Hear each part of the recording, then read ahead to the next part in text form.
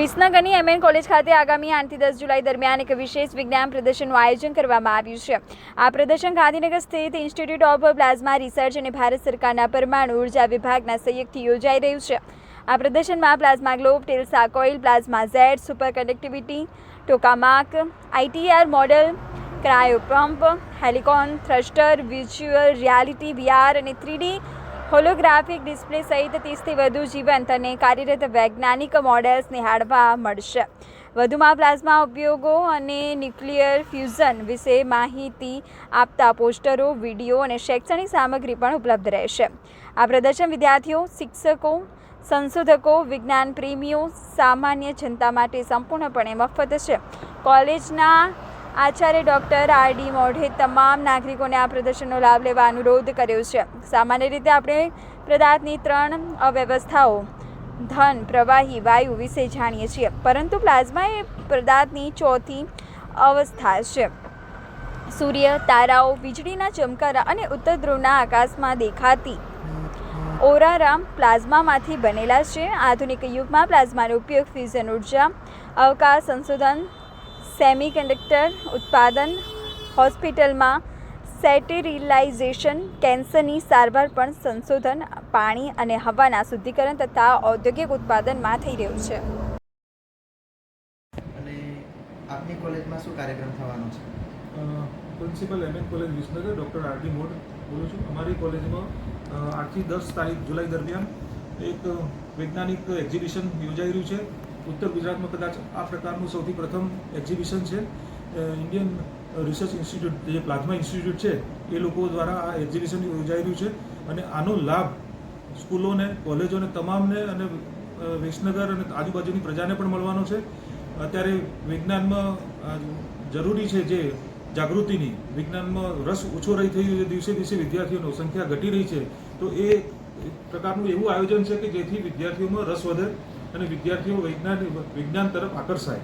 અને સાયન્સ અને ટેકનોલોજીમાં આ જે પ્લાઝમા રિસર્ચ ઇન્સ્ટિટ્યૂટ છે, પદાર્થના 3 સ્વરૂપો હોય છે, સોલિડ, લિક્વિડ અને ગેસ, અને પ્લાઝમા એ 4થું સ્વરૂપ છે અને જેના 30થી વધારે લાઈવ મોડેલો અહીંયા પ્લાઝમા ઇન્સ્ટિટ્યૂટ દ્વારા યોજાવા જઈ રહ્યા છે। અને આ રિસર્ચ ઇન્સ્ટિટ્યૂટ દ્વારા જે મોડેલો જો જોવા રહી છે, સૌ પ્રથમ ઘટના છે આર્ય વિસનગરમાં।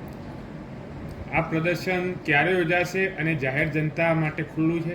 હા, આ પ્રદર્શન 8 થી 10 જુલાઈ દરમિયાન યોજાશે અને અમે સ્કૂલો અને કોલેજોને સમયની ફાળવણી કરેલી છે, કારણ કે એક સાથે 60 વિદ્યાર્થીને એલાઉ કરી શકાય, તો અમે કલાકના સ્લોટ બનાવ્યા છે। તો ઓનલાઈન રજિસ્ટ્રેશન અને QR કોડ પણ બધી સ્કૂલોમાં મોકલી દીધા છે। એ લોકો રજિસ્ટ્રેશન કરાવી અને એમને ફાળવેલા સમય પ્રમાણે આવી શકશે। વિસનગરની જાહેર જનતા પણ આવી શકે છે, એમના માટે પણ અમે ખુલ્લું મૂક્યું છે અને આની કોઈ ફી નથી, તદ્દન ફ્રી છે।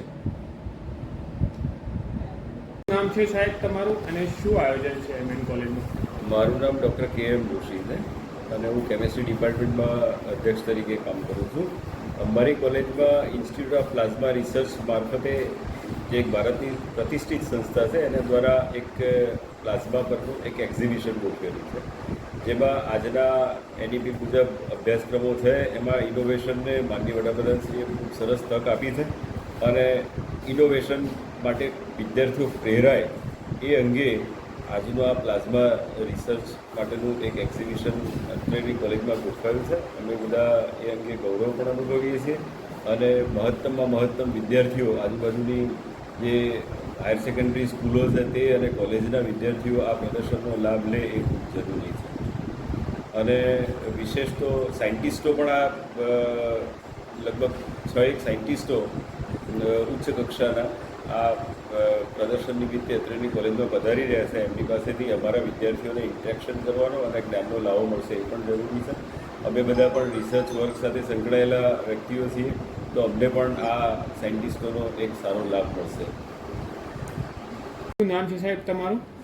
હું ડૉક્ટર CK ચૌહાણ અહીંના એમએન કોલેજ વિસનગરમાં ફિઝિક્સ ડિપાર્ટમેન્ટમાં એસોસિએટ પ્રોફેસર તરીકે કાર્યરત છું અને રિસર્ચ સેલ કોઓર્ડિનેટર, અને આ જે પ્લાઝમા એક્ઝિબિશન યોજાઈ રહ્યું છે એના કોઓર્ડિનેટર તરીકે કાર્ય કરી રહ્યો છું।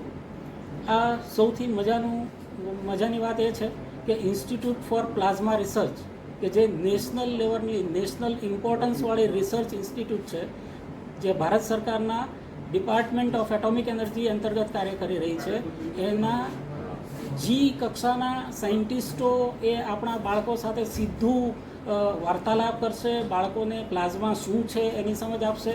સામાન્ય રીતે આપણે સૌ એવું જાણતા હોઈએ છીએ કે પદાર્થના 3 સ્વરૂપો છે, ઘન, પ્રવાહી અને વાયુ. પણ એ ઉપરાંત પદાર્થની એક ચોથી અવસ્થા છે જેને પ્લાઝમા તરીકે ઓળખાવવામાં આવે છે. અને બ્રહ્માંડમાં જોઈએ તો ઘન, પ્રવાહી, વાયુ ઉપરાંત પ્લાઝમા પણ ખૂબ બધી જગ્યાએ, આપણા સૂર્યથી માંડીને ઘણી બધી જગ્યાએ જોવા મળે છે.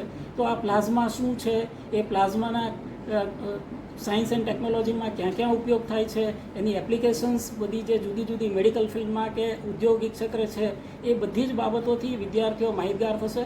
શિક્ષકો પણ આની મુલાકાત લેશે તો શિક્ષકોના જ્ઞાનમાં પણ વધારો થશે. અને હું એવું ઈચ્છું કે વિસનગરના તમામ વિજ્ઞાન પ્રેમી જનતાઓ અને એમના બાળકોને લઈ અને આ પ્રદર્શનની ચોક્કસ મુલાકાત લે. અને પ્રદર્શન બિલકુલ